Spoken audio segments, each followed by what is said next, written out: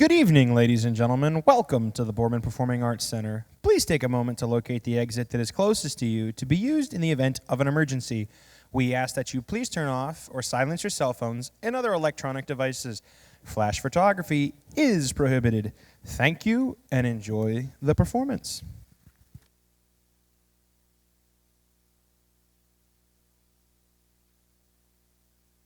The incidents in Menachap, California in February of 2024.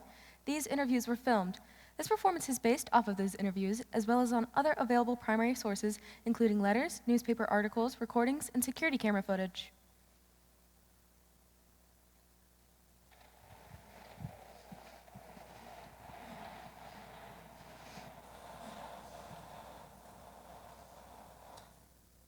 Should I start? Okay, so I'm just going to start with the story. When I was much younger, way before I was involved with law enforcement, I had this idea I wanted to be an artist. And this was New York. I lived in a 5th floor walk-up, tiny studio. And I'm trying to be a painter, so I'd wait tables during the day, and I'd stay up late doing watercolors. I'd stay up until 3, 4, 5 in the morning, and that was how I noticed that I had this neighbor. I'd hear his alarm go off at 3:30, and he'd say, "Not again." And at exactly 4:15, I'd hear his door open, and he'd descend down the stairs. But I never saw him. One night, I couldn't take it anymore. I had to see what he looked like. So at exactly 4:15, I heard him fumble with his lock, and I crept to my own front door. The door had this big peephole, about this big, that was covered with a metal plate that you had to slide away to look through. I turned off my own light, slid the plate aside, and pressed my eye up against the peephole. And I screamed, an involuntary scream that comes out like that, a real scream. It's very different. It's not like a movie scream.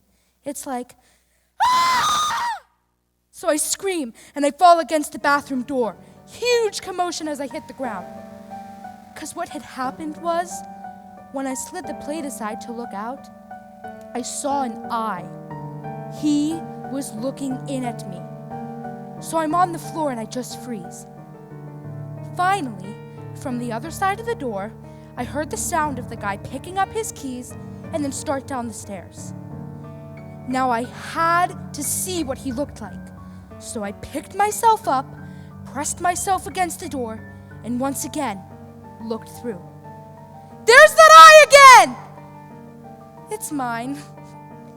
It was the reflection of my own eye, and I realized it just in time to see this freaked-out postman heading down the stairs. That was the most scared I've ever been, and it was just me scaring me. The only other time I've heard that scream, what a real scream sounds like, is when 241 people had to make it all at once. I told that story to Candelaria, and she said, "You're missing part of the lesson. There's more than one thing that scared you." It was mostly about being startled. But what was the first thing you did? You flicked off the light switch. People are naturally scared of the dark. When I was 8, we lived in a house in Dunbar, North Carolina, that was just about a quarter of a mile from Kendall Avenue, the main shopping street. It was a tall house, and from my bedroom,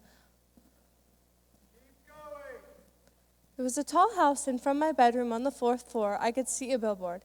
It was an ad for Diet Coke. In the picture, 2 guys and a girl were clowning around, but exaggerated. They were posing for each other. I loved that billboard. To me, it was a picture of infinity.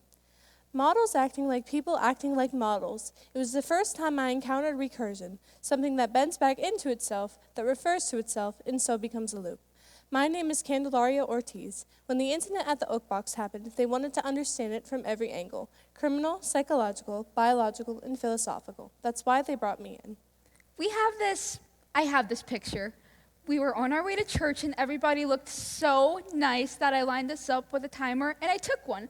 Me with my arms squeezing all 3 of them, and before I could take the next one, it was a miracle shot. It was like the Hail Mary of impromptu photos. So I had it printed, 8 by 10, and I put it in a frame.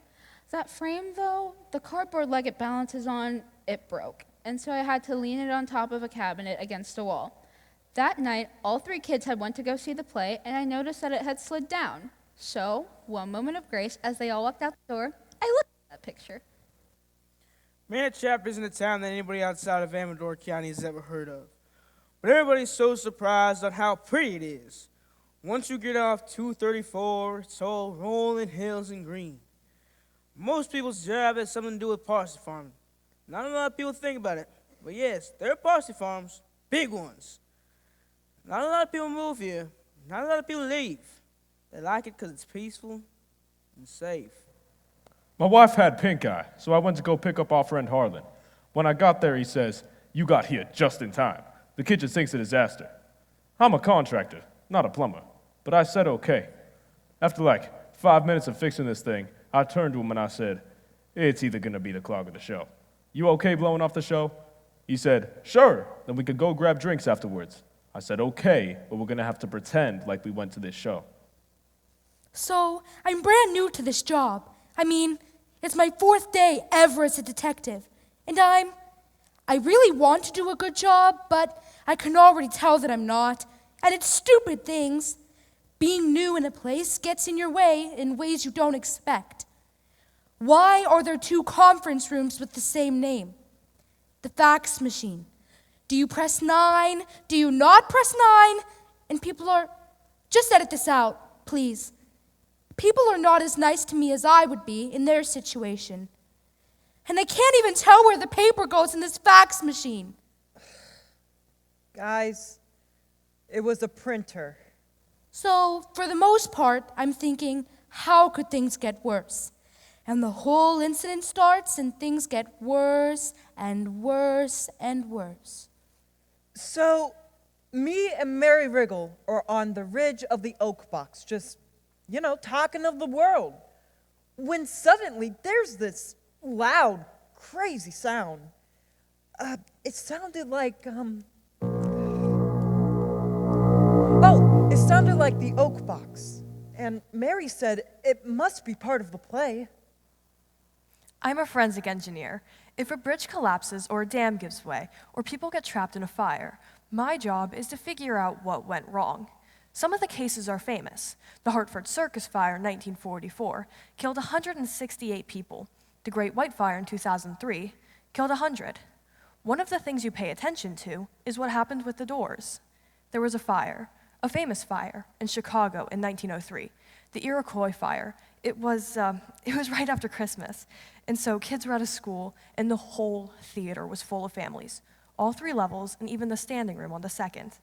A curtain caught on fire, and what happened was, the first people to reach the doors realized half a second too late that the doors opened in. The people behind them were panicked, crowded them, and so they couldn't get the doors opened because they were pressed with the hinges going the wrong way. When you look at a door that's trapped people, you always find scuff marks halfway up the door, because the impulse is the kick. If there's more time, you'll find dents, sometimes big ones, where somebody got a fire extinguisher or a dresser, something heavy. But the incident at the Oak Box, I'd never seen anything like it. You looked at those doors and just thought, what the hell? When I got back home, my wife busted out the door, and I had no idea what was going on. But it's very clear that what I shouldn't say is, "Oh, yeah, we went and saw the show, then we went and got drinks afterwards." She brings me inside, and she turned on the news. Now, I'm expecting Channel 4, but then she turned on CNN. I wasn't surprised that they could find me, but I was surprised that they thought to look. My name is Rekinok Baynor. I'm an assistant professor at the University of Minnesota. I study fear. 911, what's your emergency? I'm not sure. Is it life-threatening? Yes. Are you safe right now? No. I'm sending someone. More than one. There's some cars already on the way for you. What's your name, honey? Angela? Angela? I'm sending them to the Oak Box. Is that right? Yes. Ooh, and I hear there's a play tonight. Is that where you are? Yes. In the theater. Yes. And somebody's hurt? Everybody. Hold on. What? Who's talking to me?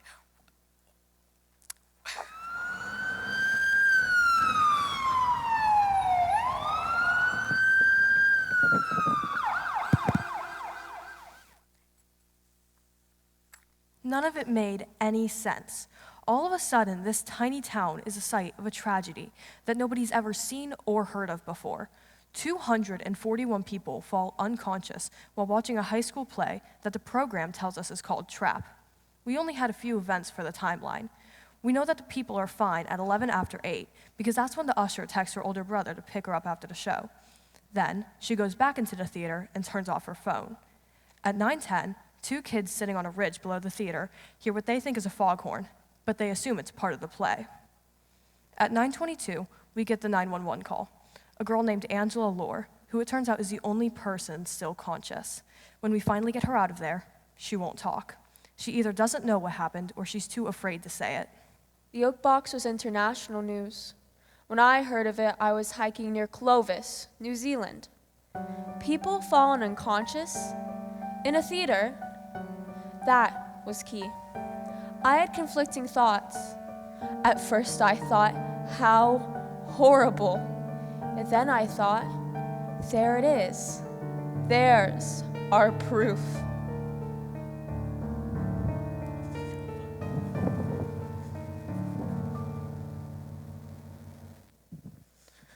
I didn't hear about it until morning when it was on every single channel. I had that weird feeling you get when there's something on TV that's right in your neighborhood. The Oak Box, again? There's no way this is a coincidence. Everybody was like, that was 79 years ago. But I remember thinking, I don't care if it was 79 years ago. 1 theater, 2 tragedies, there's gotta be a connection. Manachap Herald, March 19, 1947. Bond Measure 2A.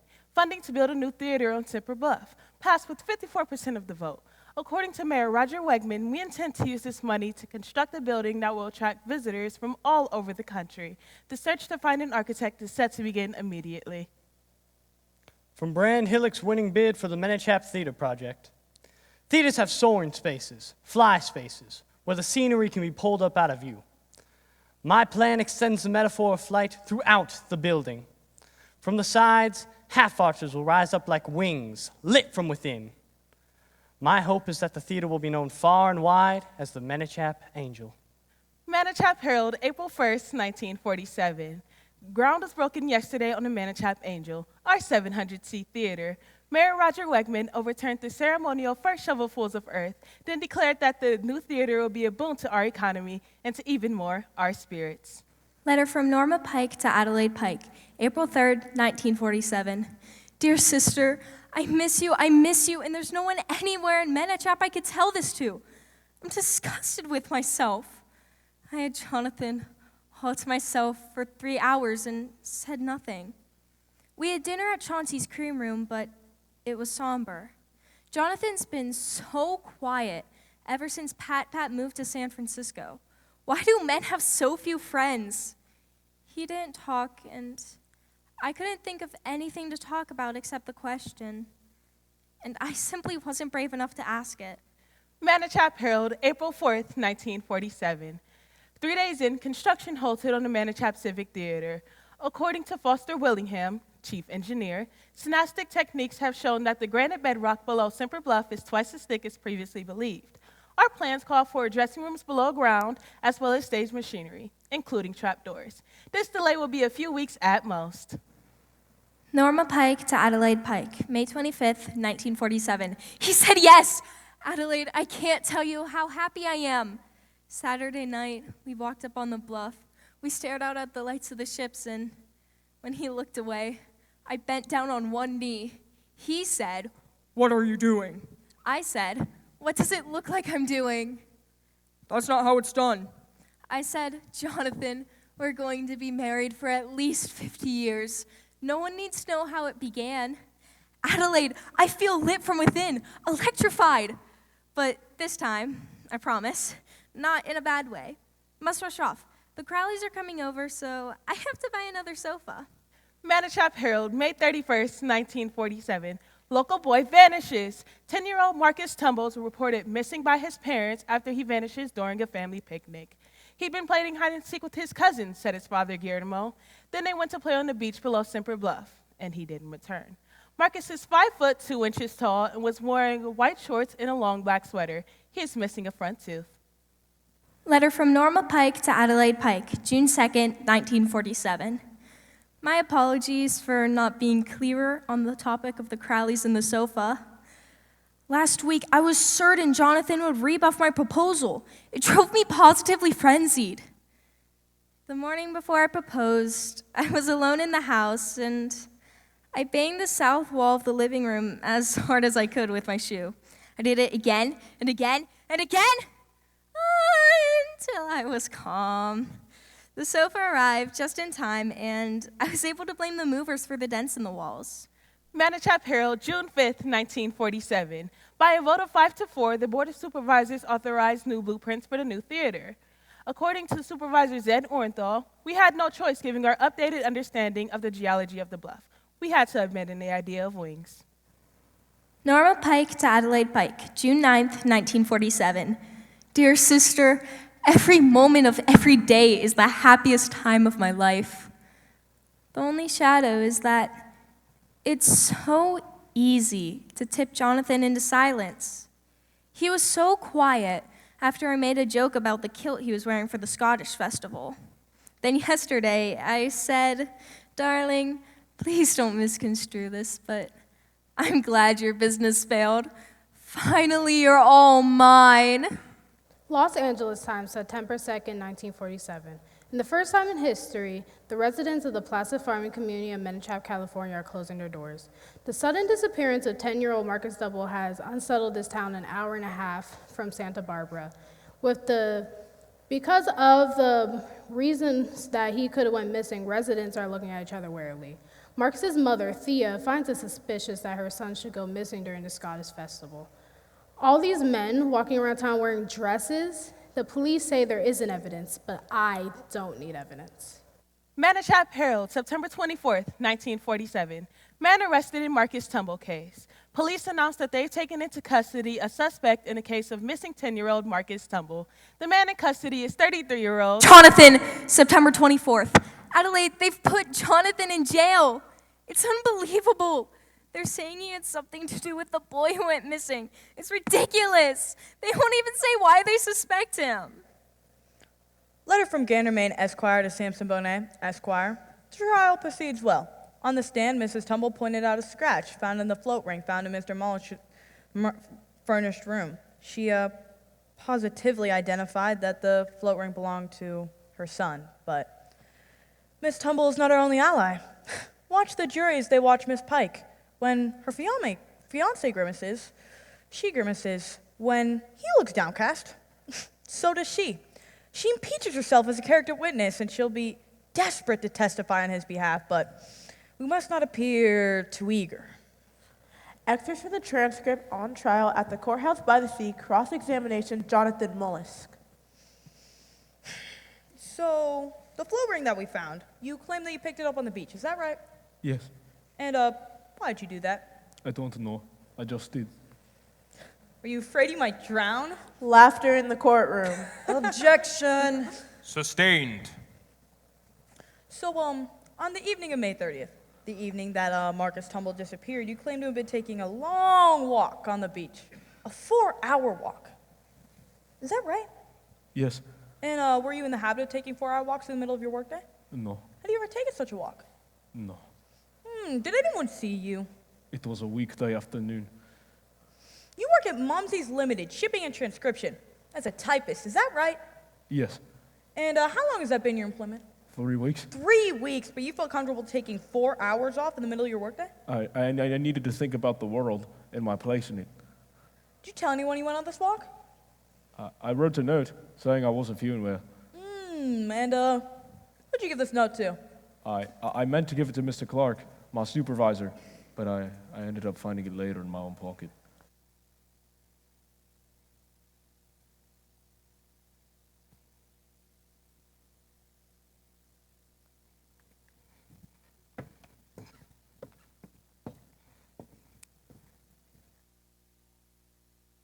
Manachap Herald, November 12th. Verdict announced, swift justice. After deliberating for only 5 hours, the Jonathan Willis jury announced a guilty verdict on account of kidnapping, as well on account of murder. There was a commotion in the front row as Miller's fiancée began to wail so loudly she had to be forcibly removed from the courtroom. But the murderer was to never spend 1 minute behind bars. In an extraordinary scene, 2 hours later, the boy's father and 3 armed men made their way from the courthouse to the transports. The assailants grabbed Mr. Mollusk and dropped him into the ocean and held his head underwater until he was still. A witness reported that it proved Mollusk's guilt as he made not a move to free himself, allowed himself to be held under. Manachap Herald, November 17th. Body of child found. Construction workers at the site of the Civic Theater found the body of a child. Authorities confirmed that Marcus Tumble was found below a trap door at the long-delayed theater. It's a 1 in a million tragedy, said Supervisor Clifton Ailes. The theater was sealed for safety, but one of the lower windows had come unlatched. From there, it appears he peered into the still shallow trap door. When that heavy door fell shut, he wouldn't have had a chance.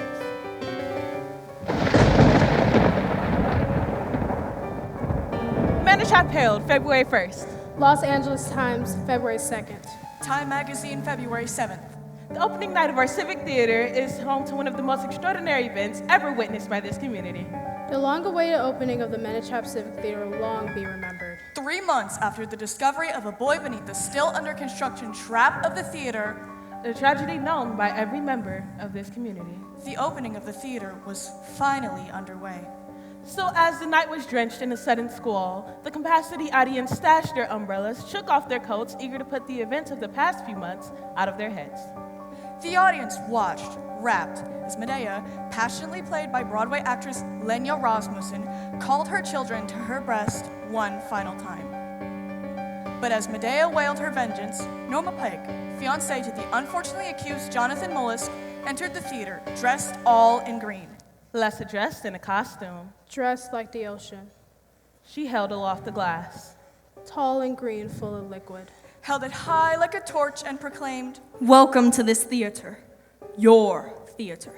Most of the audience would later report that they believed her to be part of the performance. This ugly box of a theater will become famous, but not in the way you hoped. No one will ever think of this dank shell of oak without thinking of the 3 people who died because of it. The boy who it suffocated, the man murdered because of the boy, and the woman who cursed the building for all time by drowning in it. Some looked away. The rest wished they had as she brung the glass to her mouth and tipped it back. Poured it straight down her throat. Aspirated the entire contents of the glass. Swallowed it without swallowing. Her eyes bore into the audience until they went dark. And then she fell dead to the floor. In front of 700 people, Norma Pike drowned herself with a glass of seawater.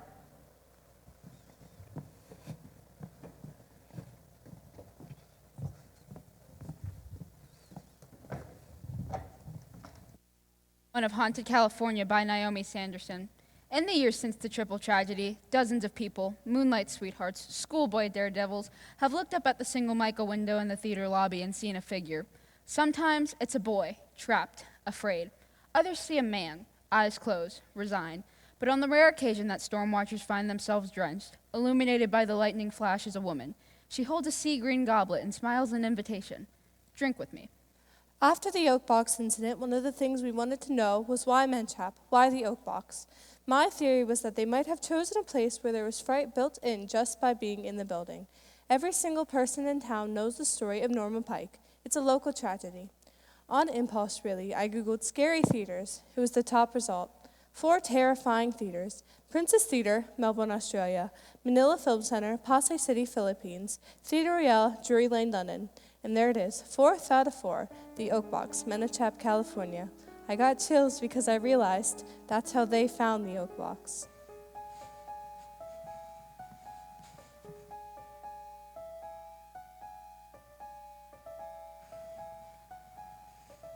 It was that Sunday morning, 18 hours after the Oak Box incident. 236 audience members and 5 members of the cast on the ground, breathing, thank God. But 2 mysteries. What happened to those people? That was the main question, of course. And second was the doors. How do we make sense of those doors? I'm Avishai Lenser. I'm the Chief Forensic Engineer with the California Department of Infrastructure. Efren Salas. I'm a firefighter at Station 41, Manachap County. DeFuente. I'm a neurobiologist at UC Berkeley. I was the first person into the theater that night. I saw the girl on stage. I'm the one who carried her out. The first thing Before I I noticed picked her up, she said the thing we couldn't figure out. 4 words. The first thing I noticed about the bodies was the absence of what's called relative resonance. It's the tendency of people who know each other in tragic situations to cluster. After a fire, you'll find the bodies of friends holding each other, or a parent will be wrapped around a child. But the bodies at the Oak Box were different. People who didn't know each other sometimes fell on top of each other. People who loved each other in life sprawled in different directions. Theater camera 1.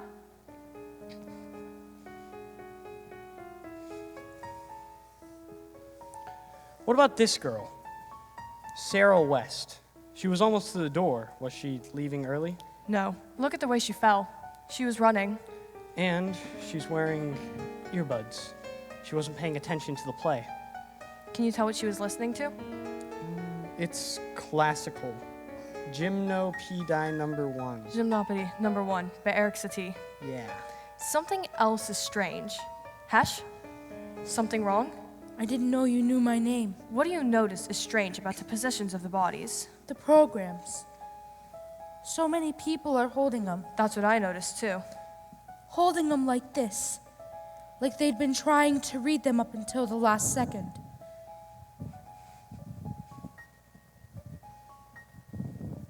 It was the speed that threw me.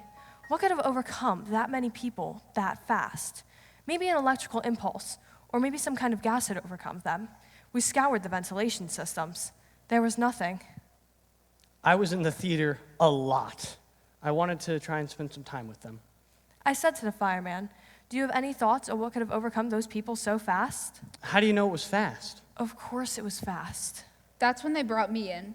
Finding out how long a body has been unconscious is actually not that hard to do if you have the right equipment. You see, when a body loses consciousness, it drops about 2.5 degrees, but that takes a while. So we attached electrodes to their heads, microthermometers, and what we found was surprising, to say the least. It didn't make any sense. The first to fall was Paul Schmidt in seat A13, then Anna Strawheim in seat D41. The first 26 people to fall unconscious didn't all fall at the same time. They went down one by one. I said, "Are you sure of this?" Theater camera 1.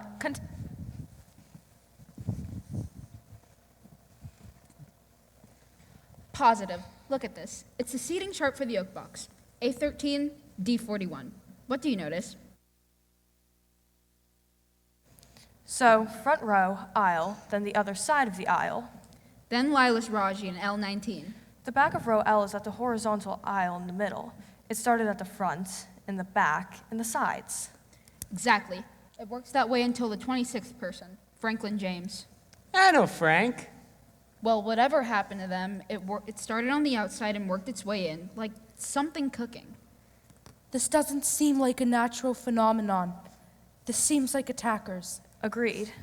241 people fall over, unconscious one by one, like they were being snuck up on.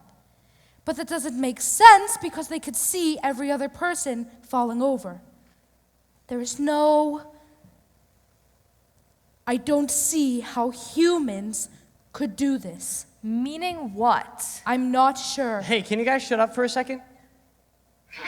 Did you hear that? There. I don't hear anything.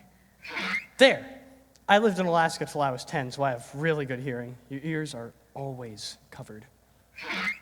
It's like a chirp. Again. The bodies are making a sound. Which bodies? All of them.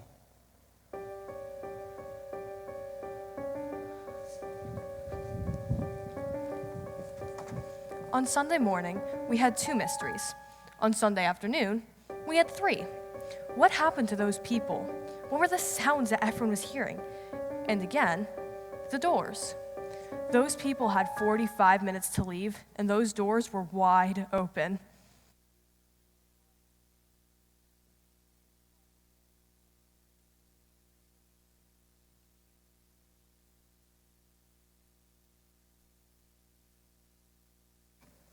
Officials are baffled today by the events in a small California town. Mystery. El evento misterioso. On Monday morning, we put out footage. The tips came flooding in. By noon, we got messages from 5 continents. I pulled investigators from other counties to check out every single lead. All the others combined, and it had more crazy than I knew was in the world. I once read a book about intelligent monkeys. People on TV. Are they twitching? Are they moving at all? Stop showing those bodies on TV. It disturbs me. That's one boring play. I'll help you. My if name's you'll help Jasper, me. so you know you can trust me. Something like that happened to me. I recognize the one on the left. Like I said, that's one boring play. Hotline transcript from October 7th, Seattle, Washington, at 7:32 p.m. Oakbox Hotline. Hello? My name is Marion J. I'm a professor at the University of Washington. What I'm about to tell you will sound crazy. Uh-huh. Is this a secure line? Yes. Why? I'm going to tell you something, but you have to promise not to hang up on me. I can't promise that. You've got a theater full of people who have fallen unconscious. Yes. By now, you've probably figured out that they were attacked one by one. How did you know that? I think what you're dealing with is something called fair knocks. Fair knocks.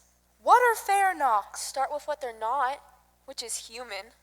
Now I am gonna hang up. Are all your victims still alive? Yes. They won't be if you hang up. You have less than a week until their hearts start to stop. Fair knocks. They look human, but they're not human. Why haven't I heard of them? Hello? Hello? Is somebody there? Sorry, I thought I heard something. You haven't heard of fair knocks because they don't want you to, and because attacks are rare. Fair knocks are like locusts. They attack every 16 years. The last attack was in Gulfspect, Scotland in 2009, and then Iceland 16 years before that, and then 16, and then 16. This is swarming behavior. Fair knocks attack, mate, then they all die, all but one, a caretaker that watches over the larvae as they grow. And what that means is that all fair knocks are 16 years old, except for one. Okay. Thank you. I've made notes of your call and will get back to you if necessary. Were there an unusually high number of new students at Mendoza High School this year? Yes. And at least one new teacher? The theater teacher. What happened to the old one? She died? Suddenly, with no apparent cause. Yeah. Why wouldn't anyone else have heard of these things? What? Nothing. I think my power must have gone out. I can't see a thing. There are 4 of us trying to hunt fair knocks. At the same time, fair knocks are hunting us. Of course, they'd have an advantage. Which is what? They know for sure that we exist. Who are the other 3 people studying them? There's a zoologist in Colombia named Quetta Muguruza, an evolutionary biologist named Melissa Tang, and a professor at Toronto. He studies fear. Who's there? Who's there? Then I heard a click. The call ends at 7:37 p.m. I tried to call back, but it wouldn't go through. I sat in the call room thinking I had a choice to make. I could march into Sergeant Brock's office and say, I know this sounds crazy, but I think I might be onto something. Or I could move on to the next call. Though it was crazy, I believed her. I was already new at work and I was screwing up, so I decided to move on to the next call. At first, we didn't know what we were studying, hunting. But as it turned out, the key had already been discovered by a Bolivian named Quetta Muguruza.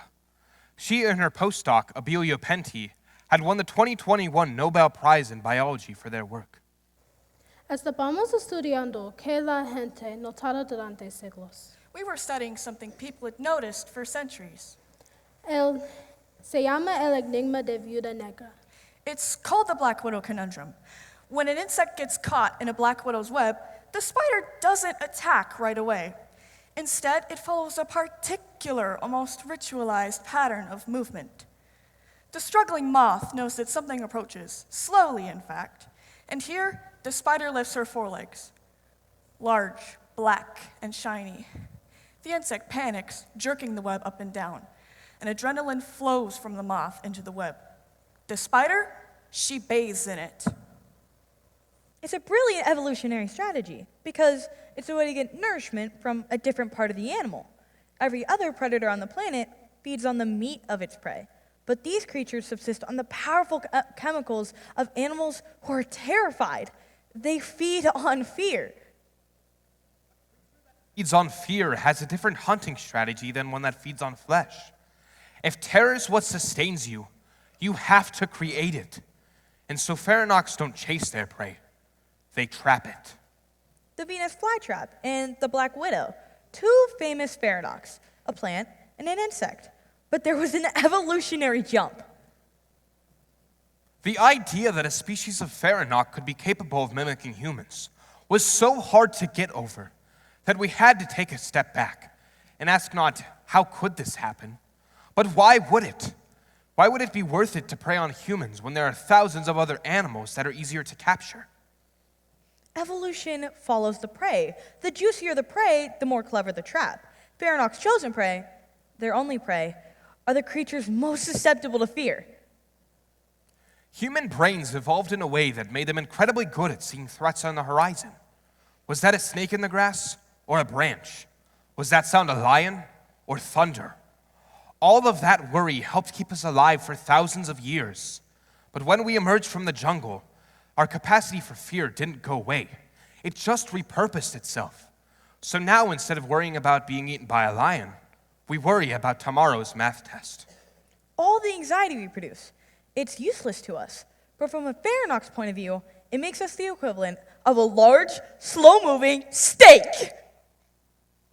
From the obituary for Marion J., professor of neuroscience at the University of Washington, Professor J was well-liked and well-respected.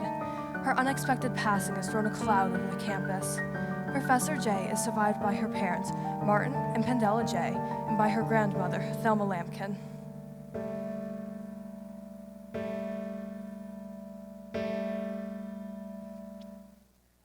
Interview with Kenosha Soberling Johnson, October 5th, 2024, Menachap High School, second floor counseling office.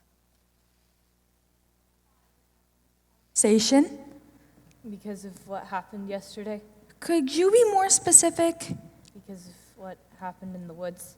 We're here because of what you told people happened in the woods. It happened. You talked to a lot of people yesterday, and you told them all the same story.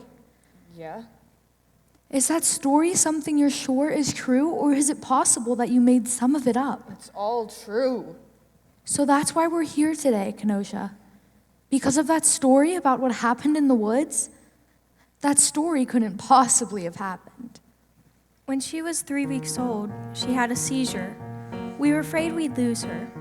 You could tell right away something had changed. I remember Kenosha's first day at Manachap because she had gone up to the audition board, only the string with the pen was broken, so there was no way to put your name on it. And I said, if you want to audition, I've got a pen. And she said, my name is Kenosha R. Silverling Johnson. So, the joke very quickly went around. I don't know who said it first, that the R. The R. The R. The R was to distinguish herself. To distinguish herself from all the other Kenosha R. Silverling Johnsons? The kids at her old school could be so mean. Menachap was supposed to be a fresh start. Thinking back, that was a bad start, because you always had that in your head. You always had like a little bit of distance. Kenosha had all the normal emotions, like grief, happiness, and nervousness, but they weren't wired right. Like, she'd grimace to say, I love you.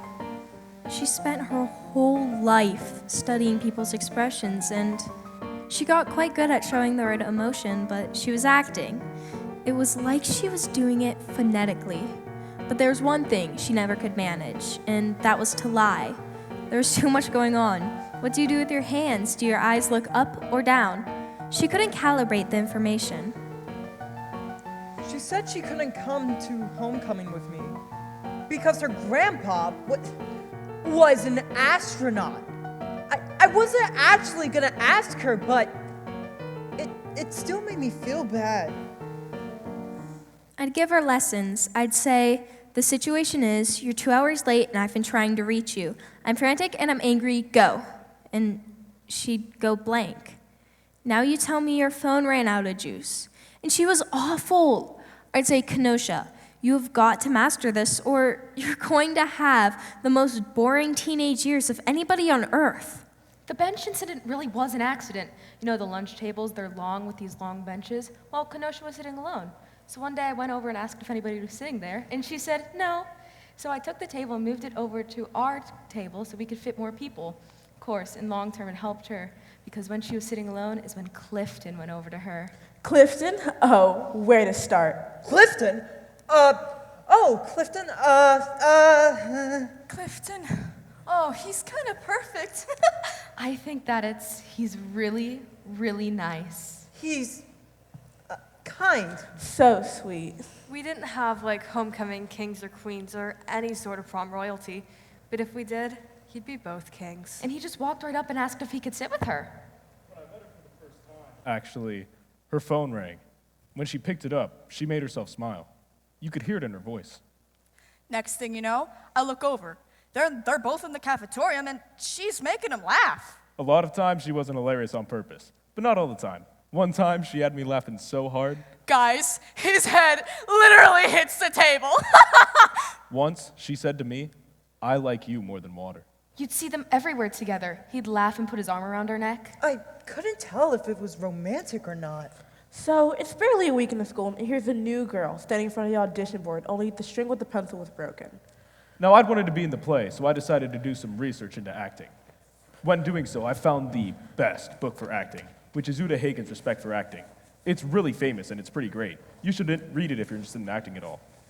We had talked about the idea of Kenosha being involved in theater because I thought she'd be quite good.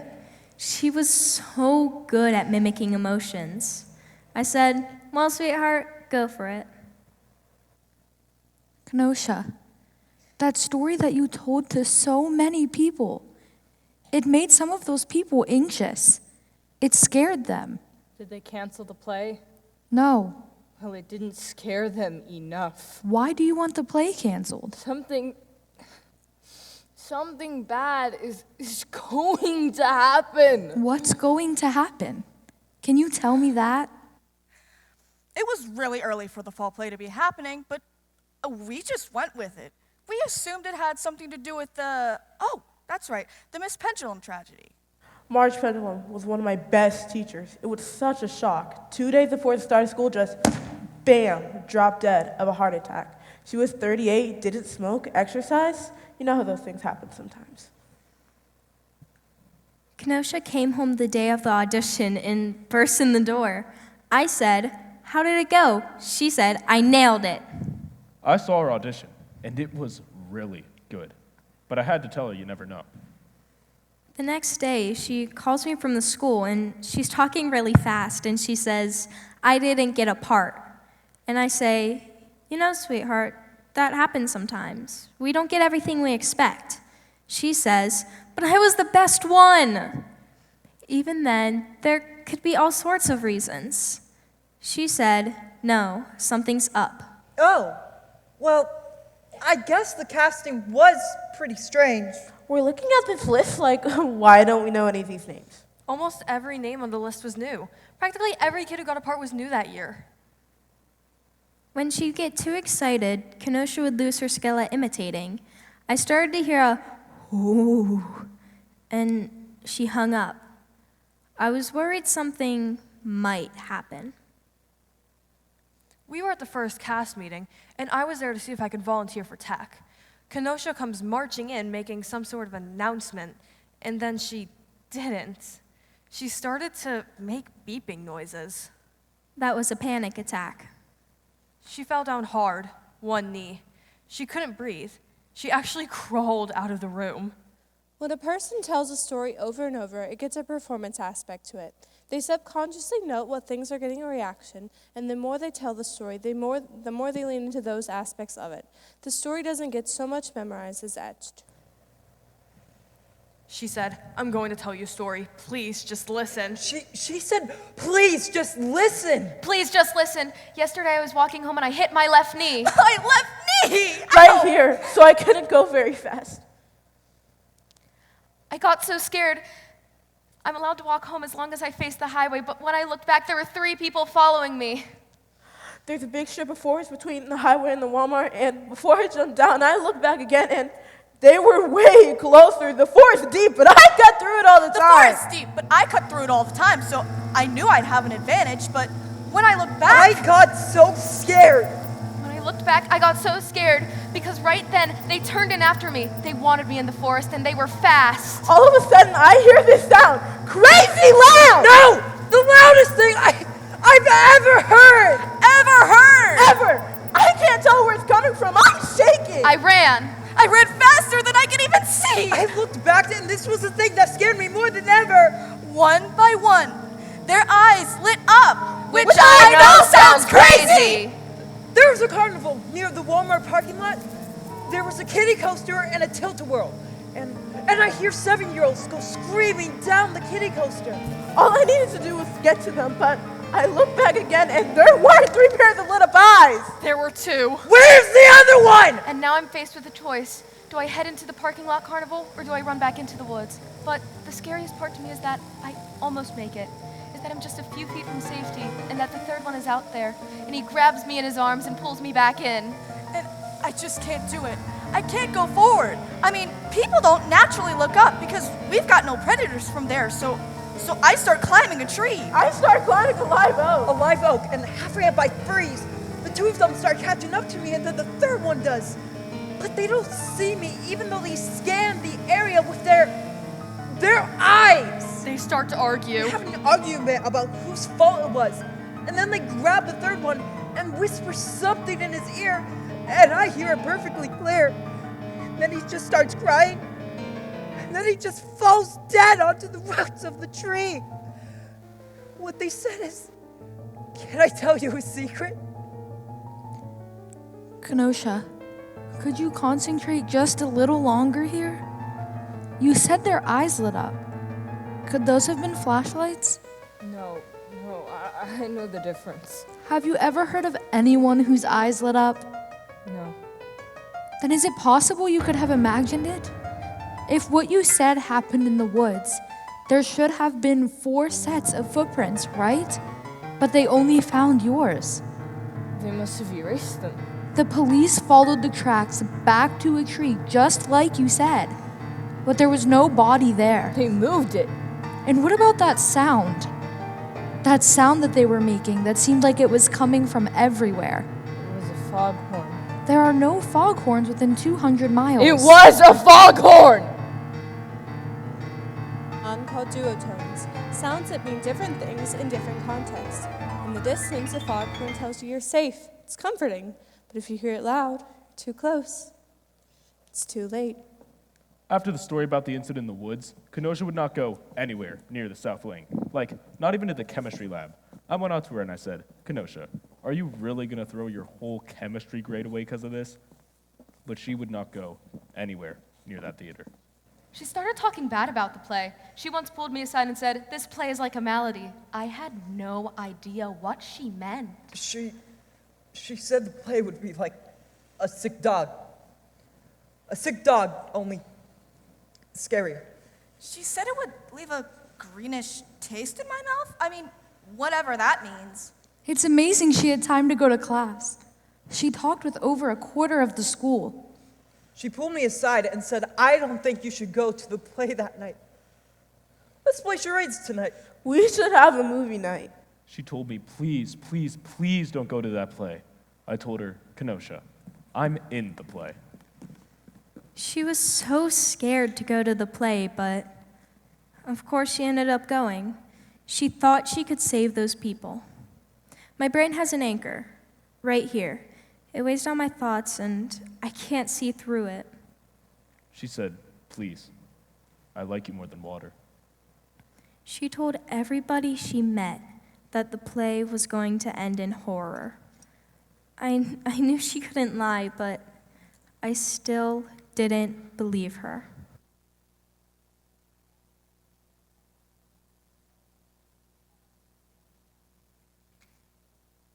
Email from Marion J. to Gwendolyn Hesh, October 4th, 3 days before Marion J. was found dead in her study. Fairnocks are perfect replicas of people. These things pass for humans everywhere. They mimic our emotions. And the only person that has ever been able to detect a Fairnock is somebody that was mimicking emotions herself. The girl who disappeared, Kenosha.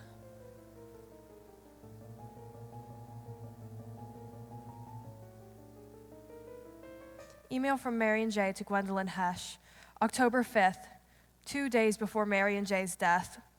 Miss Hesh, please respond to me. When Fairnocks attack, it's 99.9% fatal, like rabies. Once you're attacked, you have up to 2 weeks until your heart starts to stop. But it's going to stop. In the whole history of the time this has been happening, there's only ever been one survivor.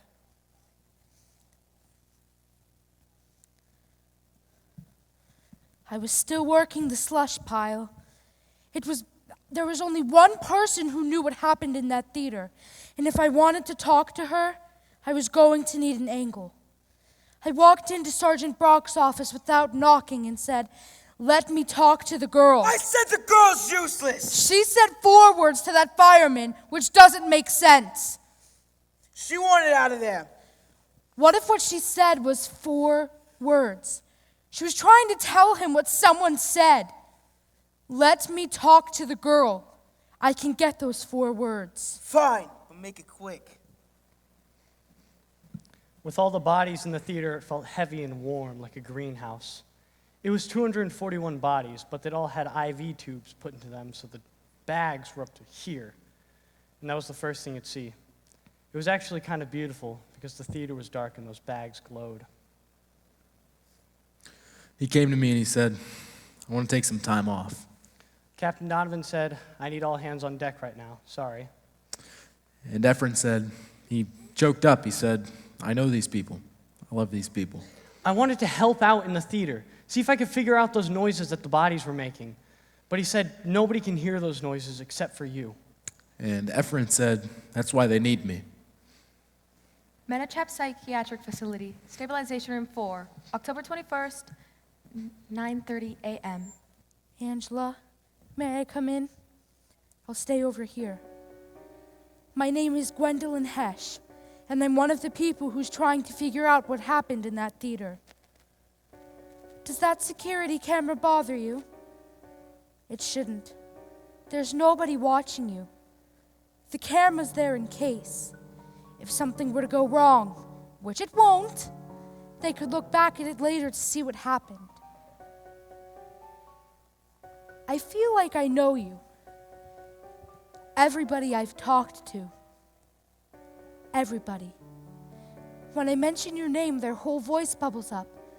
They mention your soccer and your sense of humor and that CPR class you organized. Right now, a lot of people need your help. Whatever happened at the Oak Box is still going on. I need a favor. I have this theory about what you said to the fireman. He heard 4 words, but what I think you said was 4 words. Could you tell me which of those it was? I have something I want to ask you. Get away from me! I'm sorry. I'm sorry. Help me! Help me! Theater Camera 1, October 25th, 2:45 a.m. Anyways, Emily, I'll be back to check up on you soon. Miss Mel, this is Efren Salas. I was in your 8th grade trigonometry class 14 years ago, and I wanted to make sure you're doing all right. But that's not all. I know you can hear me, and I think you're making sounds, you and everyone else in this theater. If you can, if there's anything you can do to make a noise, I'll hear it. I have really good hearing. Try it for me. The year I was in your math class was the year that those midterms got stolen off your desk before you had time to grade them. Make a noise if you remember that. For me, it's a good memory because I was one of 6 kids who had that period free, and instead of making me a suspect, you deputized me. I was new to the school and nervous, and I never told you how much that meant to me. To be trusted like that. That experience partly shaped who I am today. It's part of the reason why I fight fires. So I wanted to tell you, I did steal those tests. Hey! Quiet! She just made the noise. Did nobody else hear that? Do it again, just one more time. You've got to keep your voice down. They can hear us! Psychiatric facility. Stabilization room 4. Thank you for seeing me again. Answer every question I have. You hesitate in more than a second and I kick you out. What's a book you read in high school English? Hamlet. In 15 seconds, tell me your life. Born and raised in Indiana. Wanted to be an artist, so I moved to New York City. It didn't work out, but I met my husband and we moved here so that I could pursue law enforcement. My daughter's in 3rd grade. 6 times 8? 48. What's your greatest fear? Millipedes. What's the secret? What secret? Tell me the secret or I kick you out. I don't know what you're talking about. It was 4 words. 4 words that someone in the theater said that night. Yes? Yes. What were the words? You don't even have to say them. You can write them or whisper them as softly as you'd like. I'm too scared. There's nothing here that can hurt you. Who said the words, male or female? Male. An adult or student? An adult. What were the words? I'll tell you next time. What's the first one? Just give me the first word. The. The first word is the. Thank you. Theater camera 3. It's in Jiangzhou, China, who have this sort of therapy machine that's supposed to help in coma patients. It generates sound waves, and it's so huge that they had to put it in a cargo plane, and it's already flying over the Pacific. And in Cape Town, they have these eye drops that are supposed to stimulate brain function. And all over the earth, in all different ways, people are praying for you. Efren, Captain Donovan? I've got bad news. EEG results came back. None of the bodies show any brain function. No brain function that they can measure. It would register. You're not a scientist. What if whatever happened to them hides the brain waves? It's not possible. This isn't possible. They're breathing, but they're just as good as dead. Then why are they making those noises? Nobody can hear those noises but you. Because I have good hearing. Or because you want to hear them. I hear them! Never shout at me. I'm sorry. It's not good for you to be here so much. When was the last time you slept? I don't need sleep. They're sleeping for me. That doesn't make any sense. I don't want to lose you too. Okay then. I'll sleep. Menachap Psychiatric Facility. Stabilization room 4. Angela, it's me again. I brought something. I hear you're good. And I brought sheet music if you feel like playing. But in order to do that, I'm going to have to get close to you, if that's okay with you. And I'm going to reach one hand back here, and I'm going to there. Are you all right? Are you too achy to play something? How about this? Gymnopedie number 1 by Eric Satie. It's famous for being calming and soothing. Parents in Europe play it to calm their children. Beautiful. Whenever you're ready, what's the second word? Plays. Plays. The plays. What's the third word? Let the music calm you down. Not. The play's not. What's the fourth word? Over. The play's not over.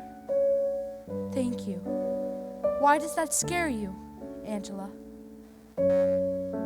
Theater camera 4 and 6, October 14th, 4 p.m. Captain Donovan, I figured it out. I know what's going on. I'm here to escort you out. No! Yes, Ephraim. I figured it out. We're worried about you. Haven't you ever had that dream where something scary's coming towards you and you can't make a sound and you can't move a muscle, except you can make a sound. You can make these tiny little squeaks like you're trying to scream your way out of the dream. That's what they're doing. Ephraim, you know I like you. I think you respect me. I do. But you're not in your right mind. I'm fine! I disagree, and I'm ordering you to come with me. They need me here. There's no they there anymore. I can hear them. The debate now is when to take them off life support. No! The doctors made this decision. They got it wrong. I need you to come with me. Or what? Or you're fired. I don't care about that. No department in the country would hire you. I'll change careers. Get out of this theater right now! No! Guys! There are still people in those bodies. Listen to me. If you can hear me, I need you to know something. I need you to know that you are loved. That this town loves you, and God loves you, and I love you. I will not let anything happen to you. But please, listen to me. If you can, if there's anything you can do to reach out to me, I need you to do it right now. Give me 1% and I will reach you with the other 99. Let's go, Ephraim. Wait. Do you hear it? I hear it. I hear it too. I hear it too. They're in there. We'll find a way to get them out. We've been over this. Something protected you. I don't know what. What was different about that day? Nothing. Are you sure? Yes, I'm sure. And the play, you can't remember anything other than those 4 words. The play's not over. I would tell you, it's all blank. Angela, the people in the theater are running out of time. I need a favor. What? When you get out of here tomorrow, I want you to come to the theater with me. No. I'll be right with you. No, I can't. I can't. My guess is, when you walk in there, you're going to remember what happened. Let's go through the performance day one more time. It was a typical Friday. Math, biology, social studies, English, PE, and Toastmasters. Which you said was after school at the Y. Yeah. Are you a good speaker? No, that's why I'm in Toastmasters. I can't even remember my speech because my head gets so light and my chest tightens up and... Oh. What? It was my day to speak. My dad's an internist, so he gave me a pill.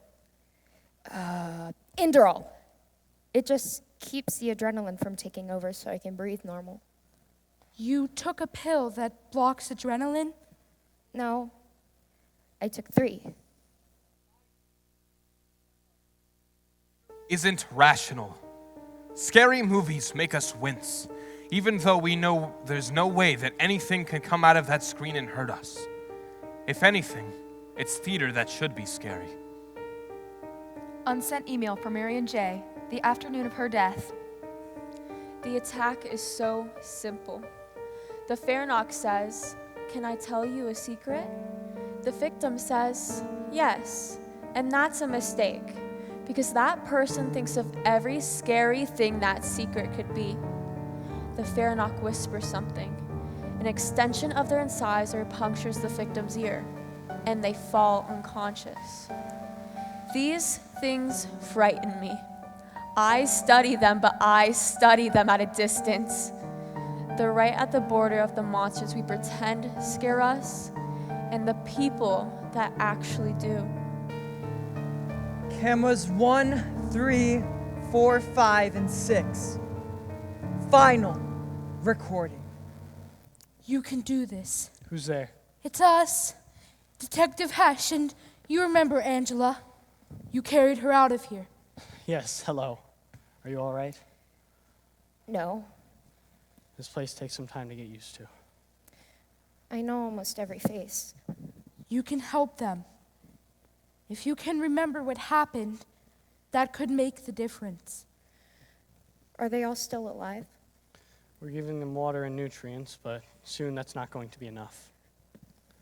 Could you leave us alone for just a bit? There if you need us.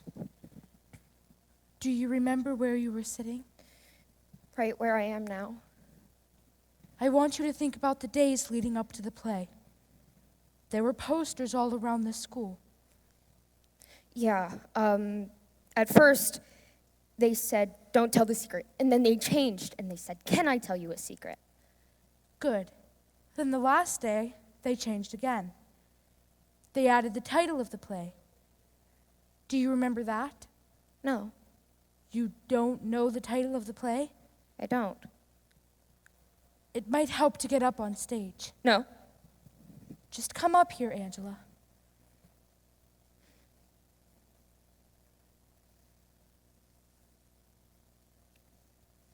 You made a phone call from up here. Do you remember it? I don't. What's the last thing you remember from that night? I was running in from the parking lot. I was late because of Toastmasters. But it turned out I didn't need to worry because there was some sort of electrical problem that kept everyone in the lobby. Angela, just come up here. I won't let anything hurt you.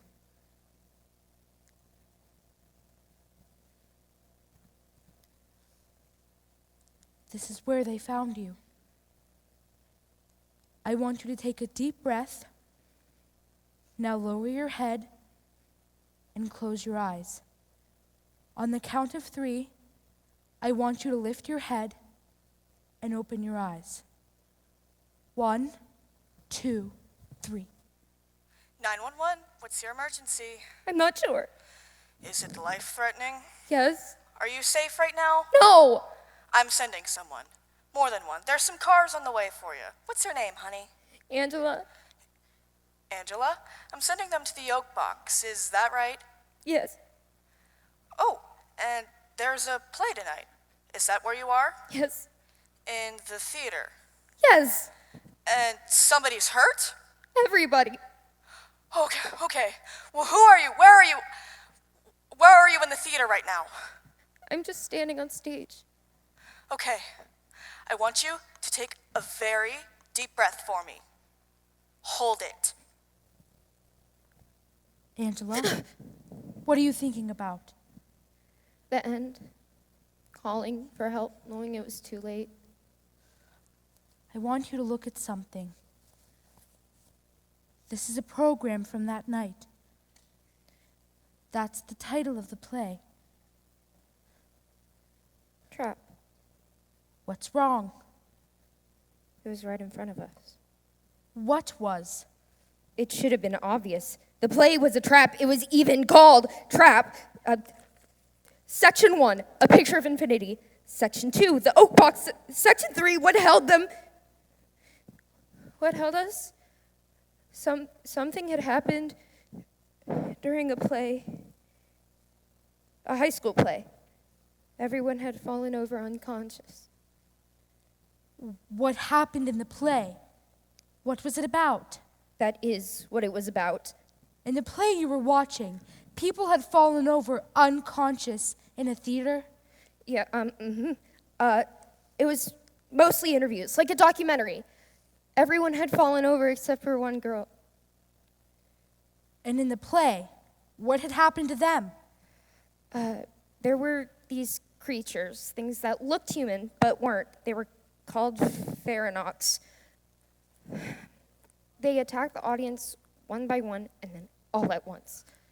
Those were things in a play. What happened in real life to the people you were with? The same thing. No. What happened to the audience? What made them fall over unconscious? The creatures.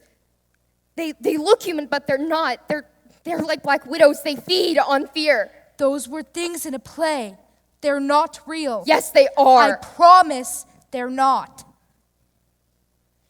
Take a very deep breath. Hold it. Stay away from me. What's wrong? Stay away from me! Who's here? Who's in the theater? Is everyone all right? I think we're okay. Should we leave?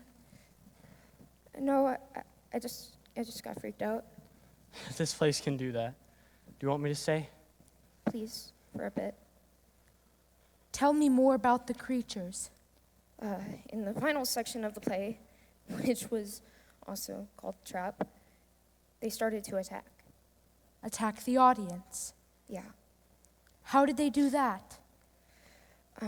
There was this girl in the story.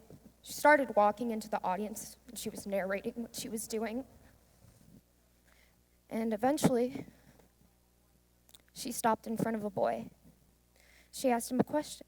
"Can I tell you a secret?" And then she leaned down and whispered something.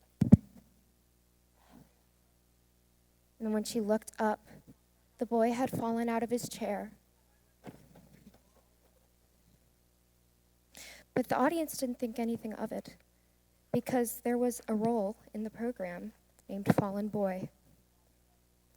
And then she moved a few rows up and did the same thing. "Can I tell you a secret?" When the girl nodded, she leaned down and whispered something.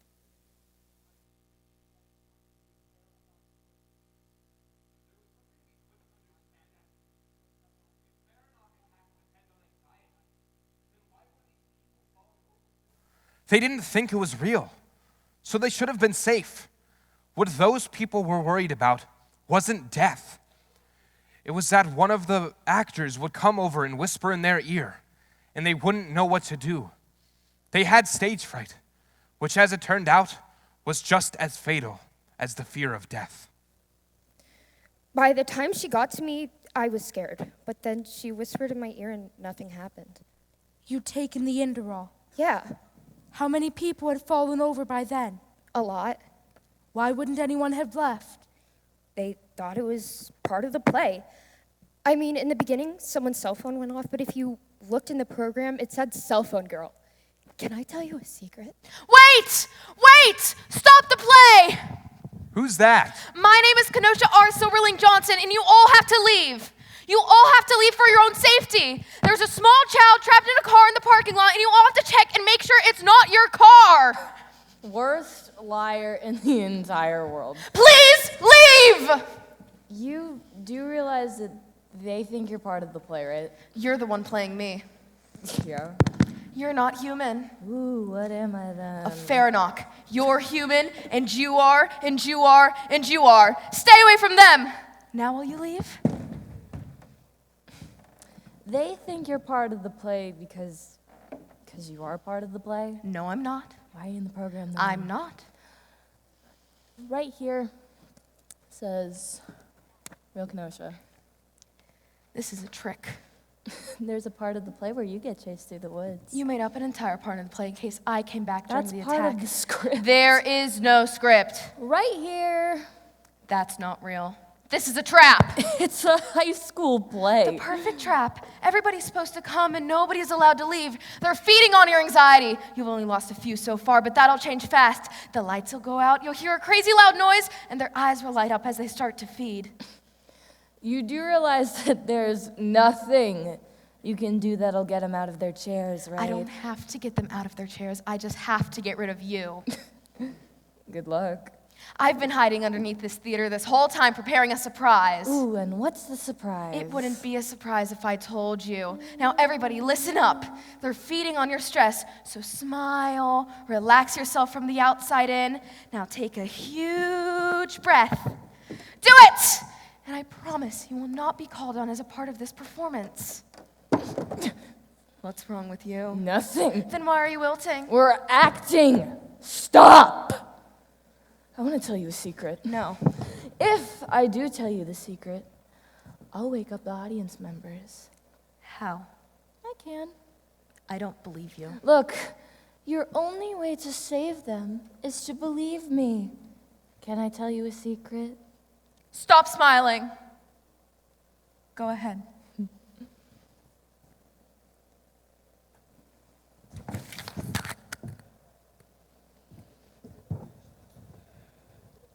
Can I tell you a secret? Can I tell you a secret? I took 4 Inderall. Surprise.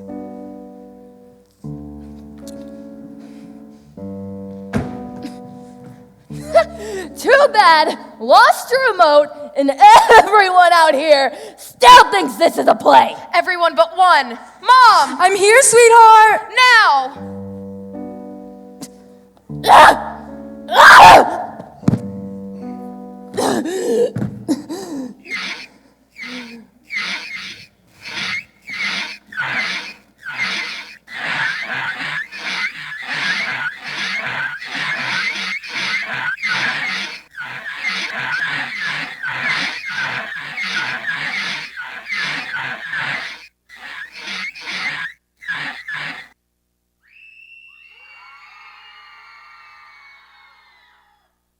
That was the sound I heard that night. The sound of all those people being freed. The best scream you can imagine. 25 days after the events in the Oak Box began, they came to an end. My name is Angela Lore, and I survived the Menachap Fairnock attack. My name is Clifton Barnes, and I survived being in the play. Mari Aoki, and I'm alive because Kenosha R. Silverling Johnson saved my life. My whole family was in the theater that night. Thank you, Kenosha. Thank you.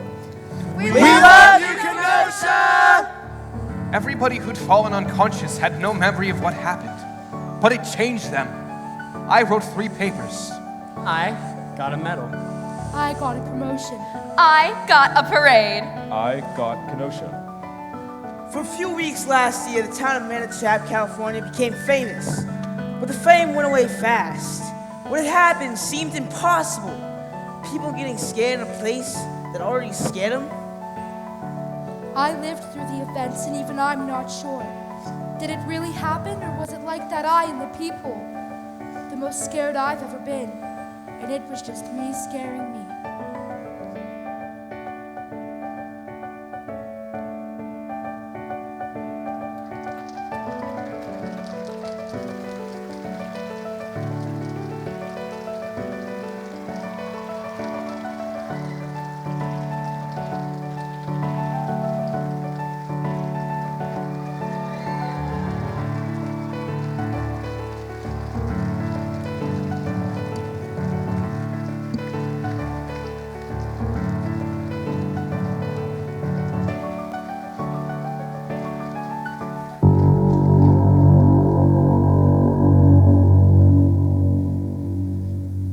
Sorry, folks.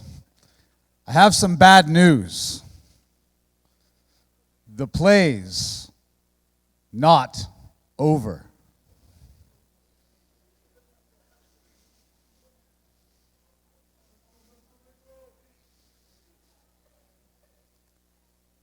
Fuse the prey. Ending. What's real? What's not? I'm sorry, everyone. We're having some trouble with the lights.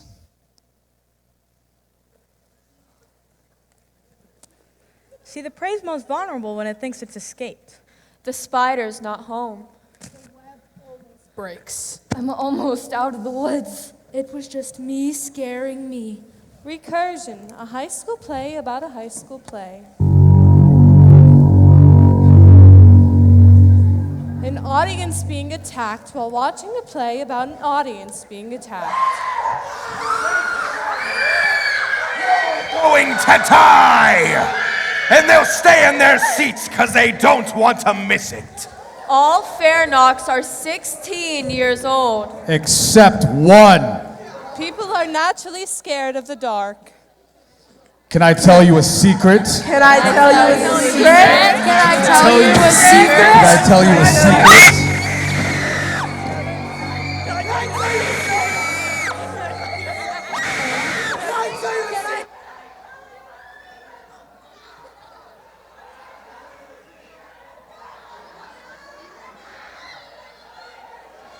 Can I tell you a secret?